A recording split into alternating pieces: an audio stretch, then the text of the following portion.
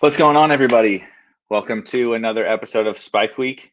A special episode of Spike Week. We're live. We're drafting. You don't have to listen to me bumble on about all the things that don't matter or all the different draft strategies, whatever.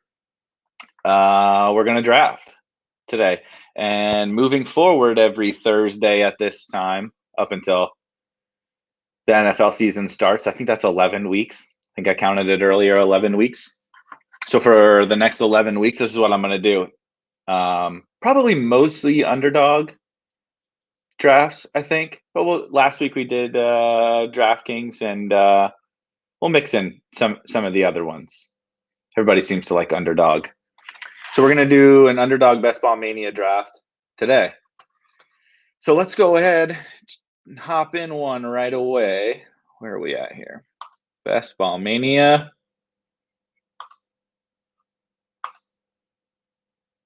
Let's see what we got. See how many spots. Waiting for two people. Waiting for one person. And we're filled. You guys are quick. All right.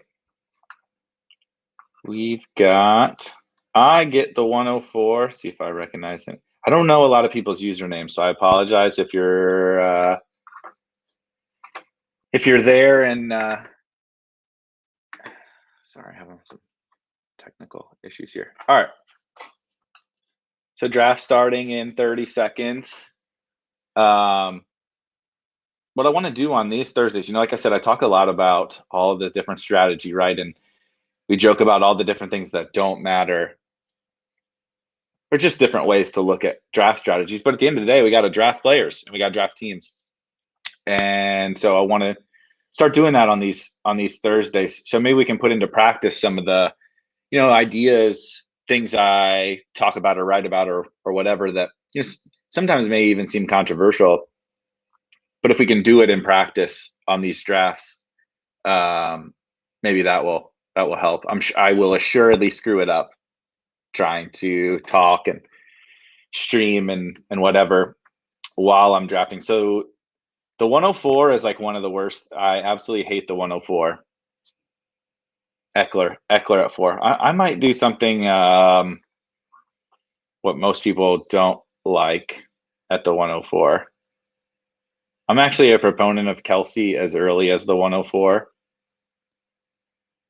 It's actually, oh man, Kamara goes. So I'm gonna take Henry, and here's actually why. I don't even know if I've taken Derrick Henry yet, and I kind of want to see what a Derrick Henry team, Derrick Henry as my anchor running back can look like here.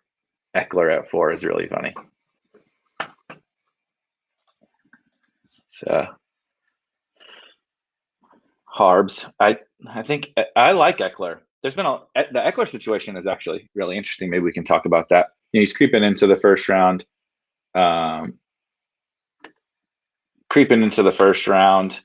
Now, which I totally understand. The funny thing about him is that he's getting all the Kamara comps, right?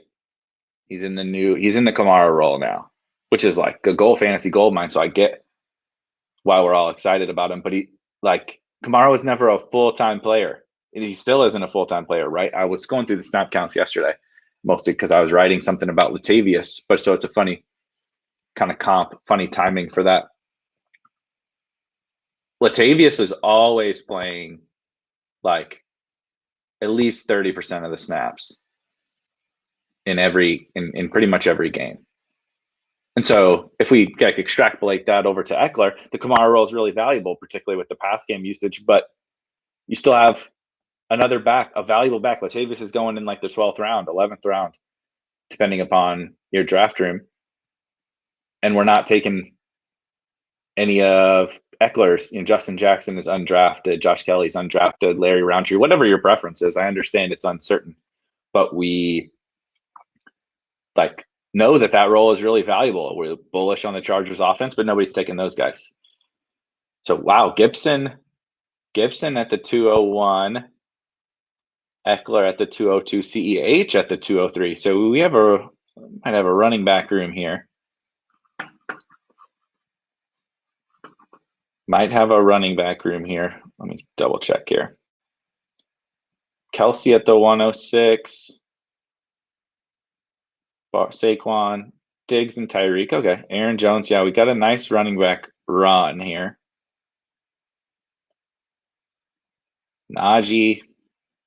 Kind of don't mind that I took Henry now.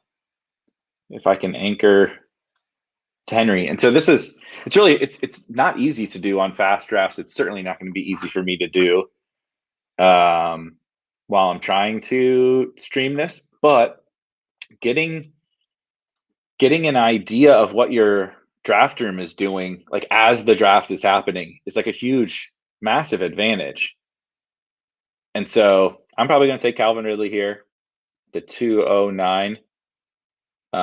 Just pretty much my best available player. And we just had this insane running. Like, I don't really want, I mean, wow.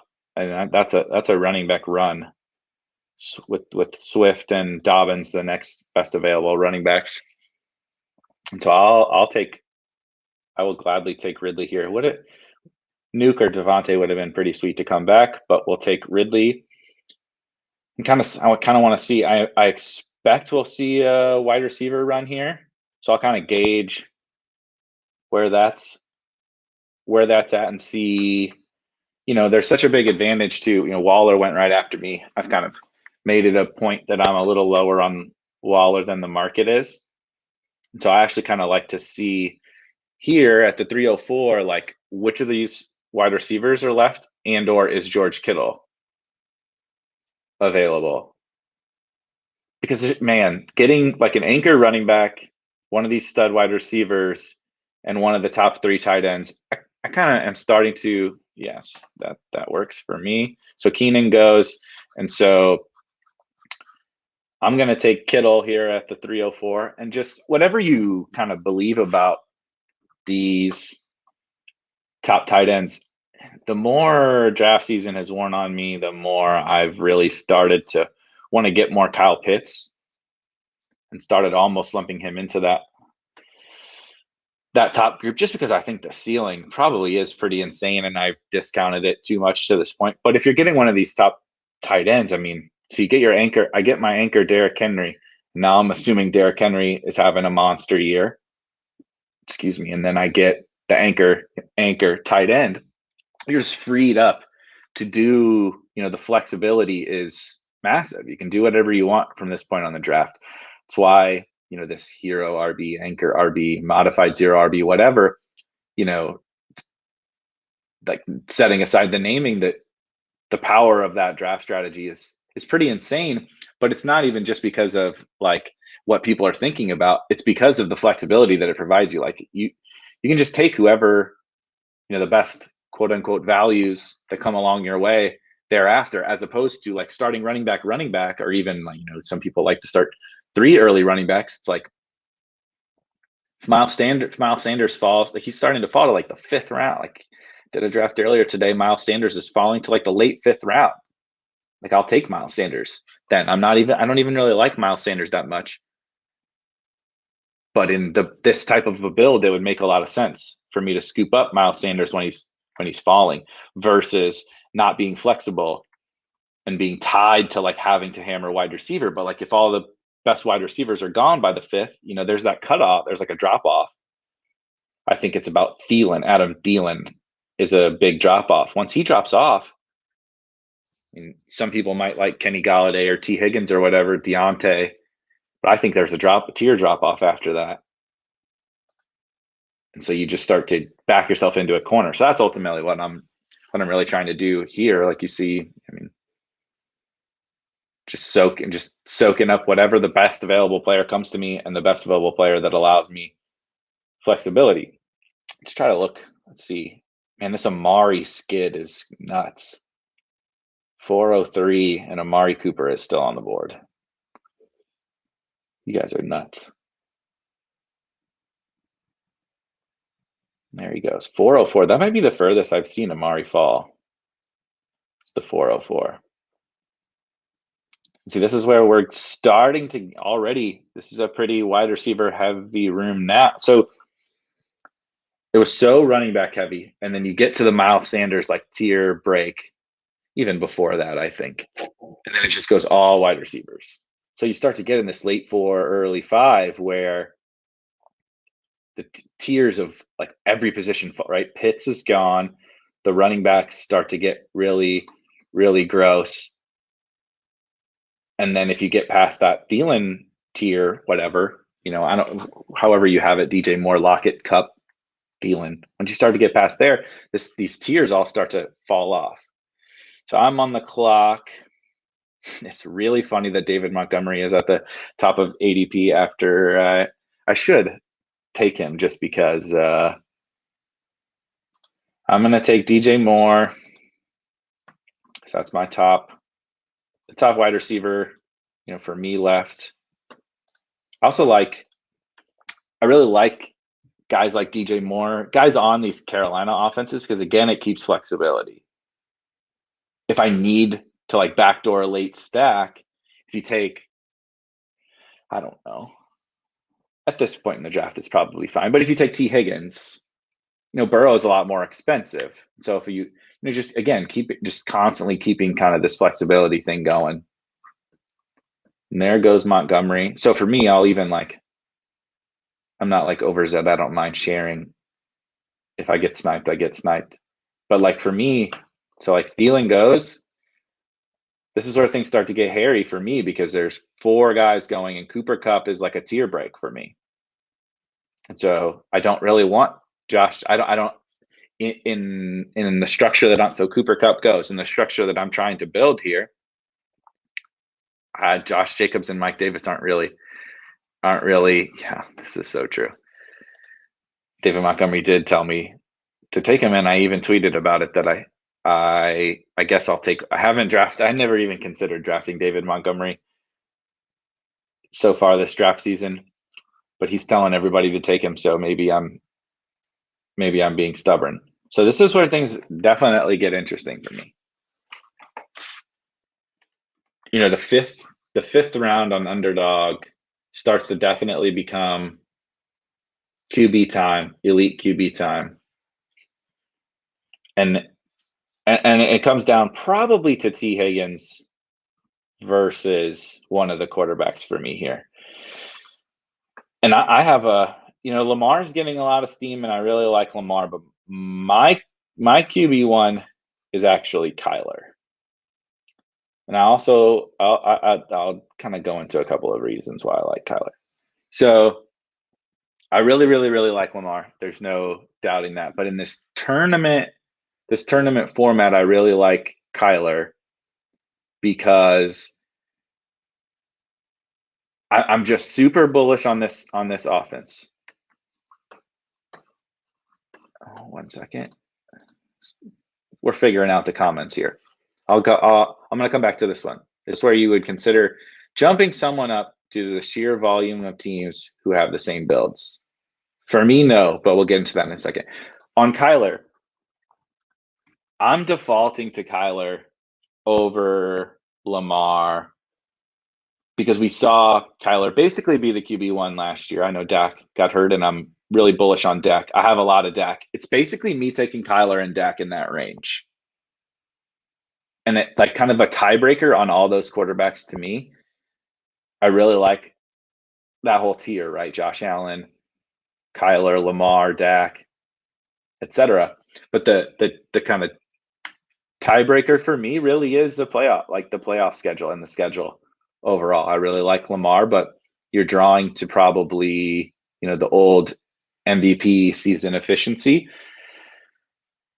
And I just don't want to be drawn to that. And then you get the perk of the Dallas Arizona game in the championship round, which I think is just incredibly appealing. So I'm not over factoring in that playoff game, that championship game, but it's like a tiebreaker, that we're splitting hairs with those guys. And so it's like a tiebreaker. And there are some cheap backdoor stacks you can build with Kyler that I don't think people are doing enough. So I'm going to make this pick, and then Siege, I'll talk about. talk about that. See, this is like just such a gross zone. I have a couple of my guys I like here. I'm not a Hawkinson guy. I'm not a Sutton guy. I've made it pretty well known. I think that I like Robbie and Debo and some of these guys. So we'll see kind of what shakes out here. Ideally, I'm just continuing to hammer wide receiver. Like that's another. So talking about need to draft. I mean, I'm going to get to this too. I am going to get to this. I did draft AJ Green on DraftKings yesterday, day before. So Robbie goes. That sucks. Robbie goes Hunt Hawkinson. So this is definitely tricky. What I'm going to try to do is get greedy. Oops. I'm taking my guy Debo here. So I've talked about the 49ers, and I'm really trying to get 49ers exposure on just about every team. This is a little early for Debo, I think. Just a shade early, but he's much higher on my list, I think, than other people's, and I'm just valuing. I'm not reaching so far. That's one thing. Like people talk about reaching. Like if you're reaching a few picks, and every draft is different, right? Like if Robbie was there, I would take Robbie, and it's not reaching on Robbie. That's like sick value on Robbie, but Robbie's not there, and just how this draft is breaking out. Whether you get Debo at 609 or 72, it doesn't really matter. It really doesn't matter. So real quick, while my pick is about to come up, it's a good question, and I have a lot of these same kind of builds, like I have right here. You know, anchor RB, hero RB, whatever you want to call it. And I guess it's kind of a tricky question. I don't really try to. I'm drafting about as close to ADP as I can. Like I'll do the Debo thing like I just did, right? That's probably a few picks early in general for Debo, but at the end of the day, it's really not a big deal. So this one is at least nice. So this is where it kind of like balances out to me. I wanted like 2 of the 3 in this grouping between like from Robbie, and here's where I think that in my opinion there's another tier break. From Robbie to Boyd is like a range that I want to be living in here through like the 7th round. So you get basically four from Ridley is borderline elite tier, right? And so this is why I'm not like jumping anybody up, because all these guys are so close. And you get the elite tier of Ridley up in that close to elite tier, right? 2nd round wide receivers. Through the Dallas guys, DJ Moore, Julio, on into, like I said, Thielen. And I want to try to get in this build, I want to try to get 2 of those guys. Right. So I got my tight end. So now I'm like opened up to do whatever, because I don't really have to worry about tight end. I got my quarterback. So I don't really have to worry about quarterback. You know, just kind of maybe somebody falls to me or whatever, and I can take care of that quarterback.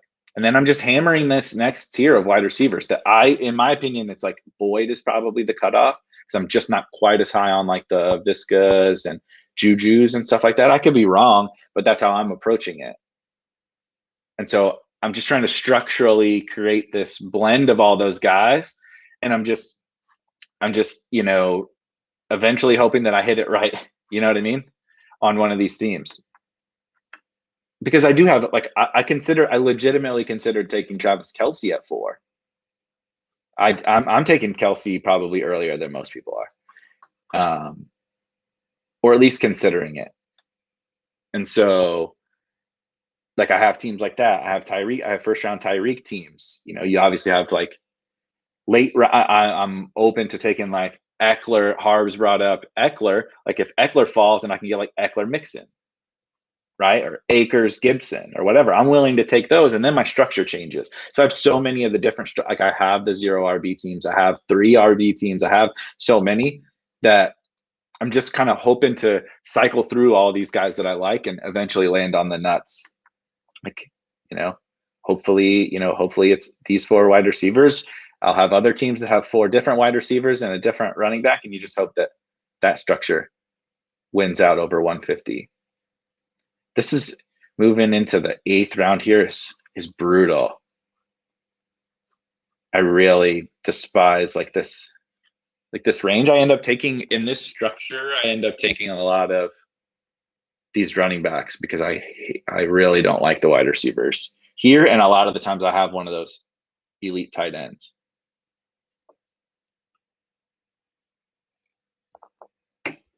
As I make these picks, we can start looking. See, normally I would be a little bit better of looking at Mostert. See, I really like Mostert. Mostert would have been my guy there. And so probably going to take Damian Harris. Just fits the structure of this team. Obviously, upside to be that RB1 in New England. Allows me, again, to continue flexibility. If I want to go 4 running backs with this team, I can go 4 running backs by having Damian Harris. If you wait too much longer, it does start 4 running backs starts to get a little bit hairy. Which I've still done because I'm crazy, but I don't love it as much.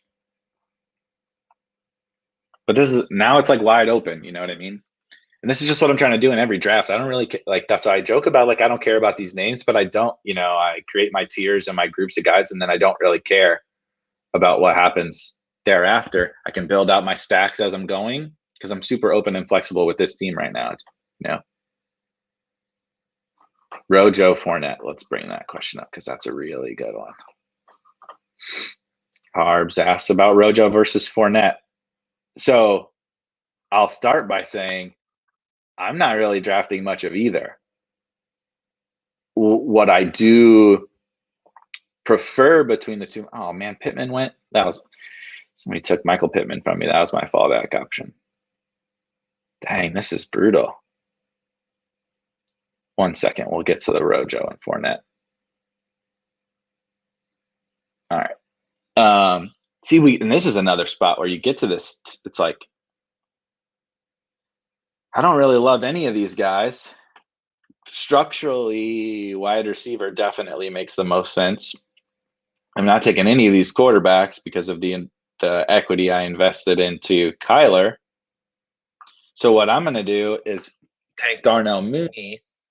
It's again sticking with this optionality, sticking with the flexibility, is it gives me another wide receiver that I can stack up with this quarterback. So it just gives me more stacking options in this range.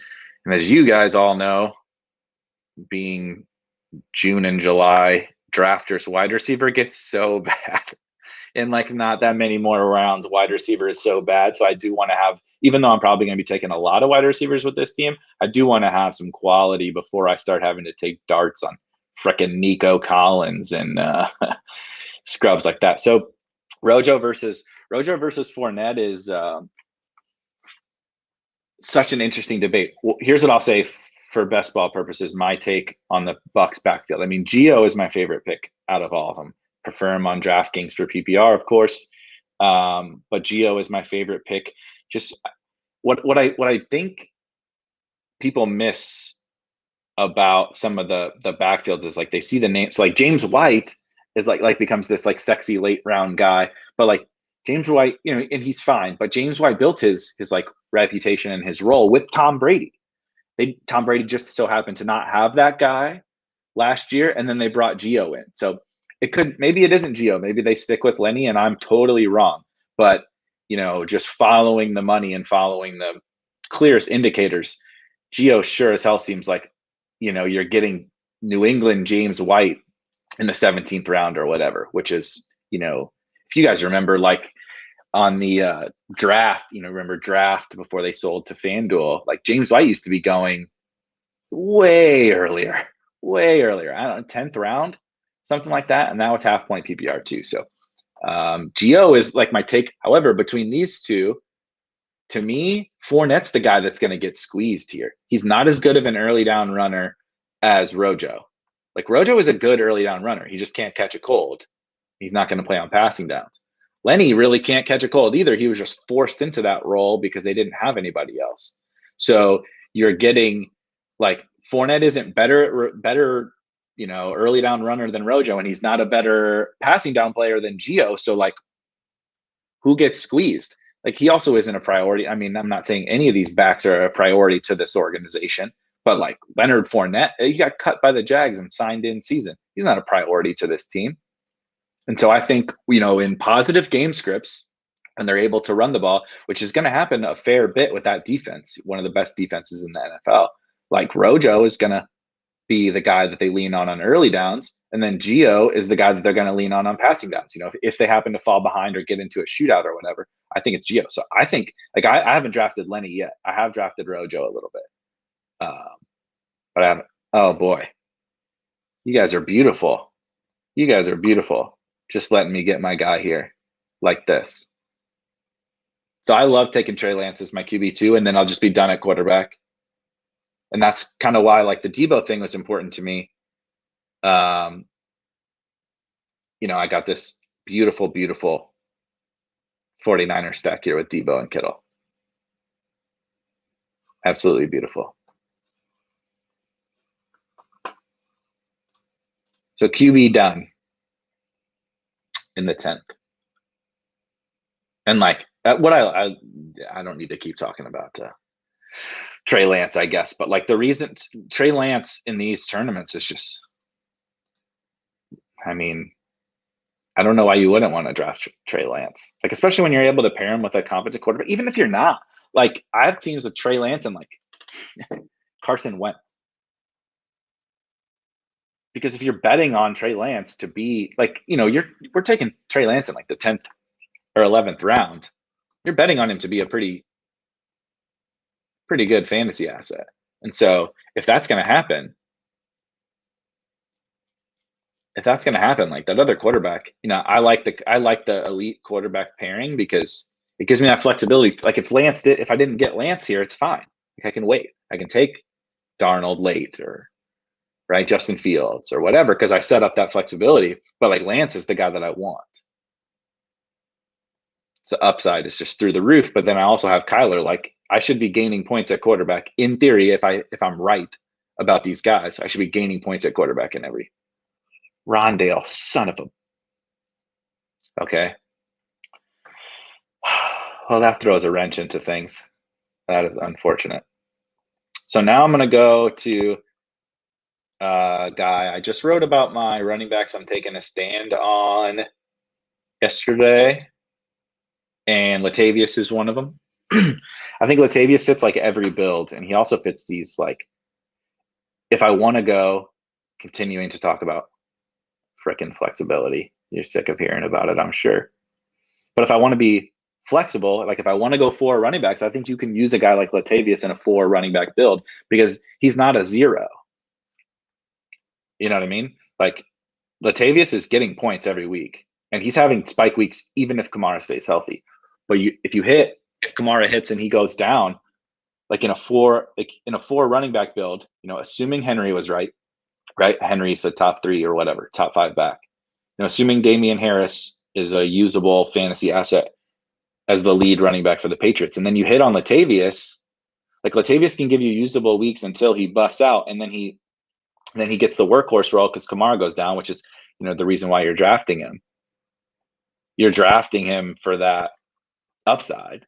So you hit on that. And now it's like you have the Saints, a workhorse running back on the Saints, the lead running back for the Patriots, and you have a top whatever, running back you want to call it in Derrick Henry. So Latavius is like going to be one of my highest owned running backs, if not my highest owned running back. He fits every build and cost is great. Not totally sure why he goes that like Pollard's going like the end of the 9th, and you can get Latavius in the 11th or the 12th. It's pretty crazy to me. So, okay, I want to try to look at some of what other people got going on here. Let's see. So, here we go. 7 wide receivers for GC. I hate how it does this. Mahomes. Oh, got the old Chiefs stack. Oh, that's a beautiful team. Chiefs stack. Wide receiver heavy. Very nice. Let's see here. Four running backs. A lot of running backs gone. So I'm going to be duking it out. See, this is a little bit of the problem of if you go with too heavy of an early running back build, is wide receiver gets so bad, and then everybody needs them.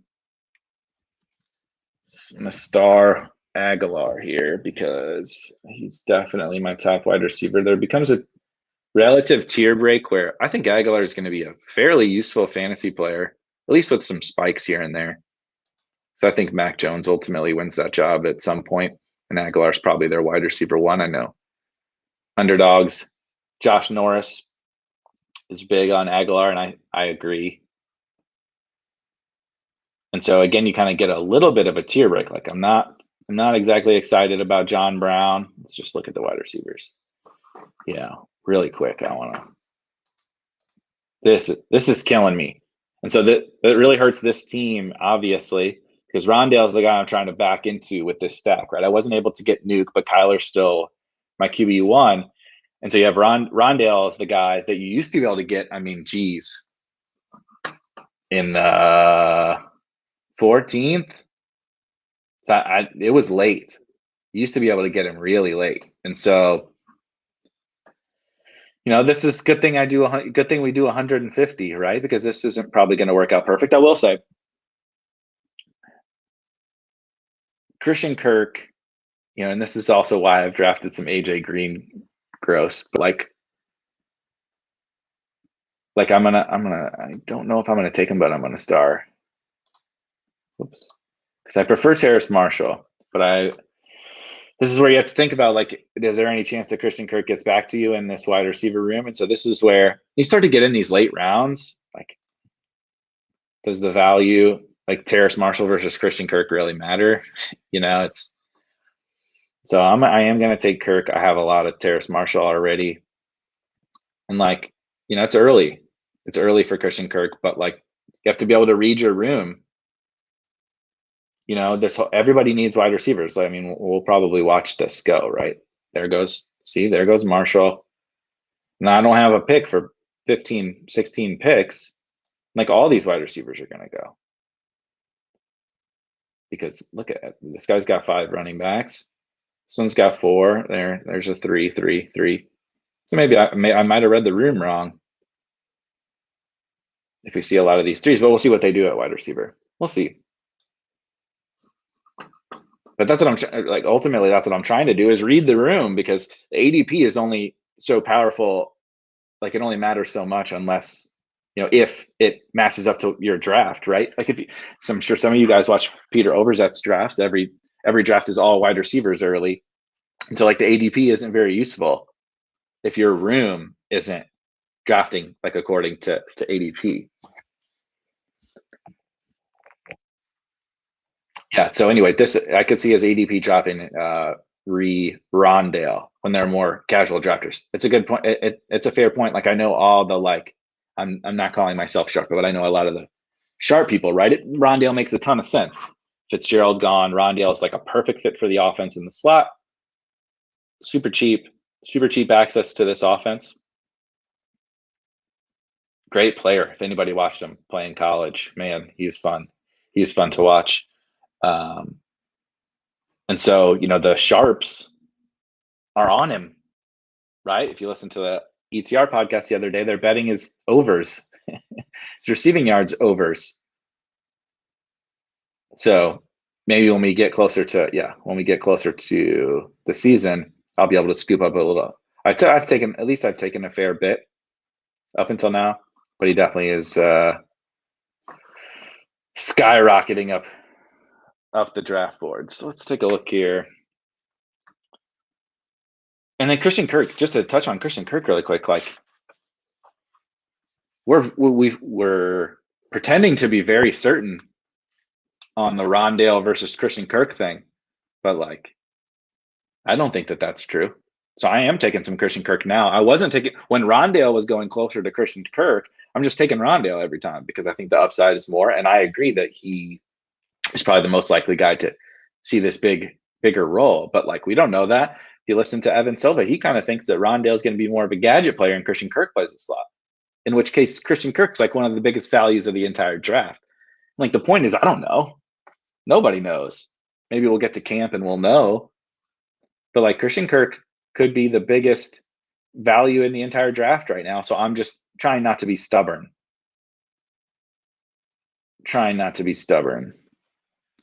Oof, boy, this is hideous. So here's another one that I'm going to take that I'm trying not to be. Yeah, Andy Isabella was the second round. That is an excellent point, CJ. Like, Andy Isabella went in the second round too. And I mean, I'm not trying to compare Andy Isabella to Rondale, but like, could easily happen. He could be relegated to the bench or just mixed in, right? Or be a return man. That's what Andy Isabella was. So I took Sterling Shepard. It is another situation. Sterling Shepard, we don't really know what the roles are for the Giants. I mean, I know Sterling Shepard's going to see the field, but like, Kenny Golladay is there and Kadarius Toney's there. So what does that mean for Sterling Shepard? However, in the past, Sterling Shepard out of the slot was a fantasy gold mine, right? We'd be playing him in cash in DFS. But there's uncertainty, so we're writing off Sterling Shepard. He's going in the 15th round or whatever. So I'm taking a little bit of Sterling Shepard too. Not something I'm super excited about. And now I'm going to take the guy that everybody hates and everybody's going to make fun of me for, AJ Green.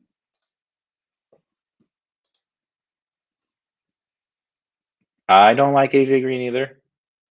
I got dunked on Twitter by the guy I drafted because I drafted AJ Green the other day. But like, listening to, again, Josh and Hayden Winks, like, we don't, yeah. Hold on one sec. It's so true. Dust, yeah. Like, I do think AJ Green is dust, and he was dust last year. He was awful. They signed him, they paid him in Arizona, and so I think he's going to get to play. He's just going to get the first shot at getting to play, and he's the typical outside wide receiver, right? Whereas Christian Kirk kind of played the outside a little bit, and wasn't very effective at it with Larry Fitzgerald in the slot. So like, I think AJ Green's going to get his chance to play on the outside, until he can't do it anymore. And maybe he can't, but like, maybe he bounces back. I don't know. It's just, when I have Kyler, it's worth a shot for me later in drafts. And so now I've got these two double stacks, and not like my stacks are done. And when I'm deciding between those late round guys, I'm just going to take the guy that correlates to my team, right? And AJ Green correlates to my team. Who's to say that any of these guys are better than? Why is MVS better than AJ Green or Kadarius Toney? Denzel Mims isn't even starting for the Jets. You know what I mean? And this is, Willis nailed it, right? Like, Kyler's talking up AJ Green. Maybe AJ Green isn't dust. Maybe it was the Bengals that were dust, and AJ Green. He did draw a ton of targets. It was the worst performance on 100 targets or whatever we've ever seen. But like, you still have to earn those targets. So who knows? Maybe he bounces. Maybe he bounces back. This is also true. We saw Nuke stationary the entire year last year, right? He just stayed at that on the left side, on the outside. But that doesn't mean he's always going to stay there. So he can move around, which opens up another outside spot for AJ. Yeah, this is tired of taking Connor. The Arizona offense is a gold mine, dude. Like, we've written them off because of the horizontal rate and everything, and yet Nuke was one of the top wide receivers in fantasy. Christian Kirk even popped off playing on the outside last year. Kyler was the QB1.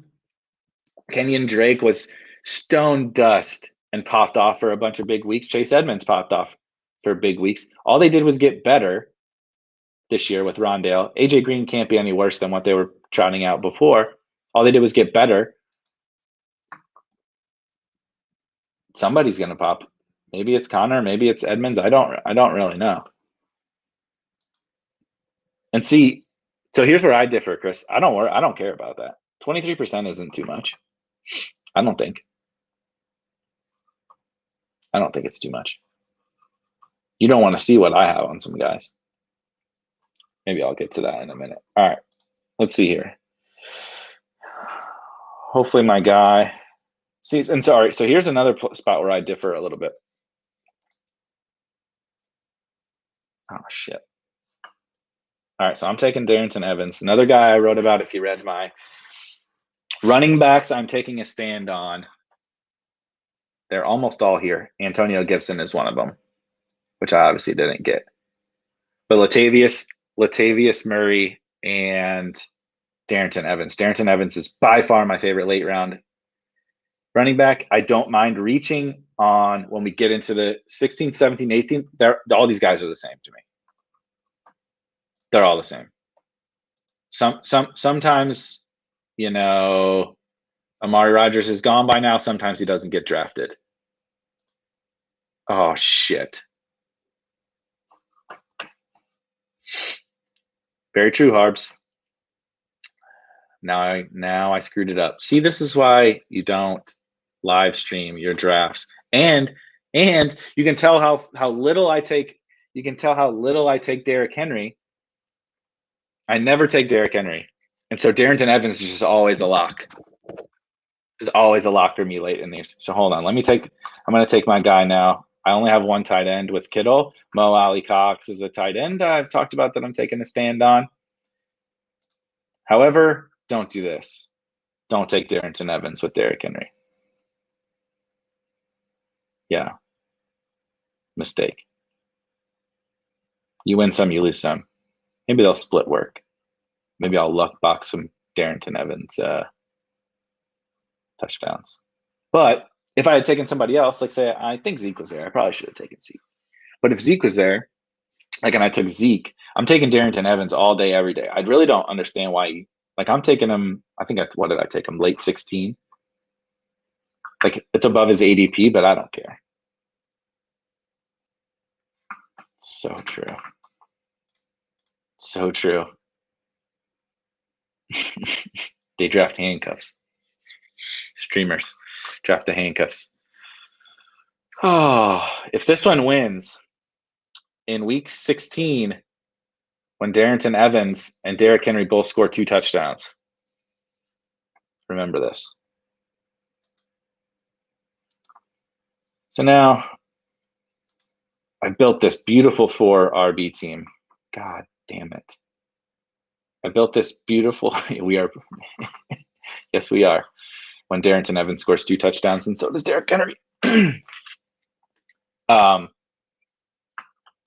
yeah, I don't want to handcuff Derrick Henry because I want Derrick Henry to be right, and I want a lotto ticket on that late round running back. So the one thing I'll say, clearly everybody makes mistakes, right? I made a mistake, but then Henry back. Yeah, we are really drawn to some thin outcomes here. I agree. That's what I'm rooting for with this team now. But so I made that mistake. I'm not like going to overcorrect and take another running back.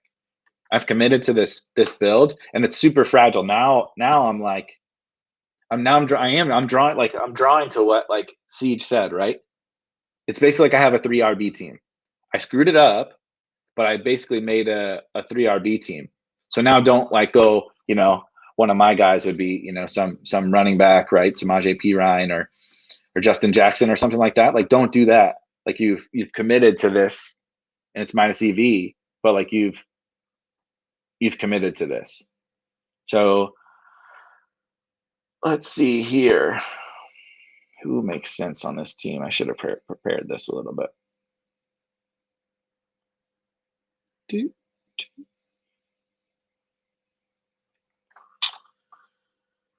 Did not prepare, so I'm just going to take Eskridge in division with both of my stacks. And so, yeah, Jawan Jennings, yep, that's a fair call. But I'm just trying to correlate in those last rounds, right? I'm taking, if I need a running back in those last rounds, I'm taking, the appropriate type of running back that fits my build, which would be Darrington Evans for a lot of them, unless you drafted Derrick Henry. And then I'm correlating, right? Whether I'm correlating in the playoffs or like Eskridge, right? I have a Carolina stack and a Arizona stack and a 49er stack. So Eskridge is playing those guys a lot. So that was it, man. Second one. Last week was DraftKings. I'm going to try to probably like 2/3 Underdog, something like that. DraftKings. There's some people I found that are overseas and stuff that want to participate in these that can't do Underdog, I guess. So we'll mix in some DraftKings. If you're still watching and you're a total sicko, you probably already are signed up on Underdog. But if you are not, I would get in trouble if I did not say use promo code GRINDERS, GRINDERS. Yeah, you want to see some exposures? Well, let's do that. Let's look at some exposures. You're going to see some wild ones, okay? As you see, I've done 61 drafts. I told myself by this, it's going to be draft-a-palooza for the next couple of days for me, because I told myself I was going to be done by July at 75. If you read my articles, my strategy is to get 75 drafts done, like by July, basically. Sit July out, at least on Underdog. And so the next couple of days, I'm going to be hammering out some drafts. I don't even know. I haven't checked my exposure in a while. There's one that you're going to see that you're going to laugh. Let's check out exposure. There's one that you're going to see that you're going to laugh. Top one, Mo Alley-Cox, 55%. So here's why I'm okay having these crazy, to Chris, to your point, here's why I'm okay having these crazy, why I've drafted like so much Mo Alley-Cox and so much Latavius, so much of some of these guys, whatever, is it's slightly a bet. I think when camp comes around, because of this, my draft strategy, yeah, I definitely am, Harbs. That's a fact. If Ertz lands in Indy, it's curtains, probably curtains for me. I think Cox can still have some value even if Ertz lands there, but certainly it would be very bad. It would be very bad for me. But here's why I'm doing what I'm doing. And like in these first 75, right? So I got 14 more. In these first 75, I'm like forego. I don't care. If I had 100% Trey Lance, I would be fine with it. If I had 100% Mo Alley-Cox, I would be fine with it. Almost. I'm exaggerating. But like, I don't really care, because I think things are going to change. And I'm making a bet that I'm right about those players. If I'm wrong, like, so be it. I don't have to draft them in my next 75. I could draft 0 Mo Alley-Cox in the next 75 that I do closer, if I choose so. Or if I'm wrong and like they do sign Ertz and like Mo Alley-Cox in camp, we're getting news that he's like not really, a part of the picture, and I'm wrong about that. It's like I can still like adjust. I have half my portfolio. It's not ideal, obviously. It's not ideal, but like I can adjust. However, if I'm right and camp comes out, Mo Alley-Cox running with the ones, Zach Ertz goes to Buffalo, like wheels up, right? I'm not getting him in the 18th anymore, not in the 17th or 18th. So like, it's just a bet, it's a very clear risk, but I want to make that bet because I can always still like adjust my exposures. You know what I mean? And like, I'm willing to take a stand on Latavius. I think Latavius, I still don't really see how Latavius's ADP doesn't. It has risen a little bit towards the beginning. I was getting a little bit later around Latavius. Djax is like another bet.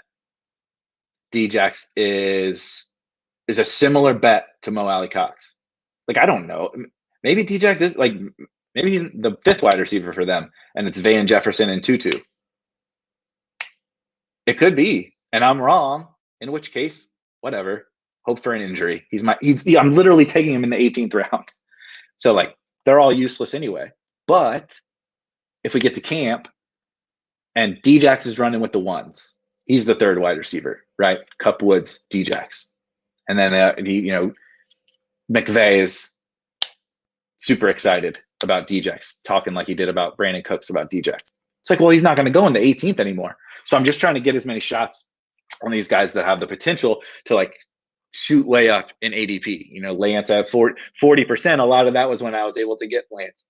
When I was able to get Lance in the 13th or 14th round earlier, or whatever. I'm bullish on Michael Pittman. You see some of these guys are clearly what I'm bullish on, right? The Carolina guys, Wentz, Herndon. This used to be higher.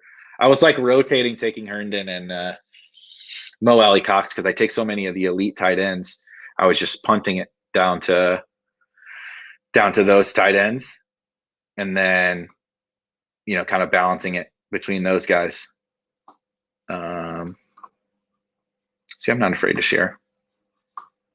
See, I mostly spread it out amongst these elite quarterbacks, and then so you'll see I'm getting Lance. I'm getting a ton of Lance, and then like a lot of the times paired with one of the elites, Dak, Russ, whatever. And then like I'm just mixing in these punts. If I don't get Lance, it's like that QB2, or like, Tannehill doesn't fall anymore.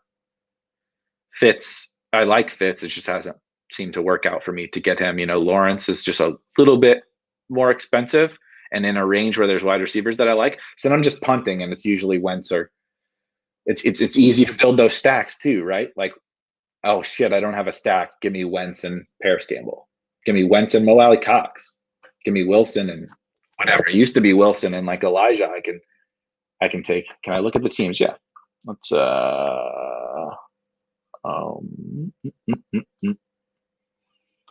what do we get completed? This one. Oh no, I can't look. How do I look at the board? What's your team name? Draft 32 teams. What's your team name or your username? I can pull it up. GPN. 3 QB, 3 tight end. So that's an interesting discussion. Maybe we'll talk about that more on a later date. I don't want to carry this on too long. Really quick, I am going to touch. I have a lot of Elijah Moore, and I'm really sad that he keeps rising. I haven't been getting as much, but I was drafting him in every draft for the longest time. Very bullish on Elijah Moore. GP